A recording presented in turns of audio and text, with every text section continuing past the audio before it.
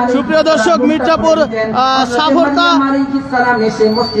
জামে মসজিদের উদ্যোগে ওয়াজ মাহফিলের প্রধান অতিথি দেখতে পাচ্ছেন জনাব আবুল কালাম আজাদ সিদ্দিকী। উনি এইমাত্র স্টেজে। তো সুপ্রিয় দর্শক, দেখতে পাচ্ছেন আজকের অনুষ্ঠানের যিনি প্রধান অতিথি রয়েছে, এইমাত্র তিনি আমাদের মাঝে আমরা দেখছি সাফরতা উদ্যোগের যে আজকের অনুষ্ঠানের প্রধান অতিথি জনাব আবুল কালাম আজাদ সিদ্দিকী।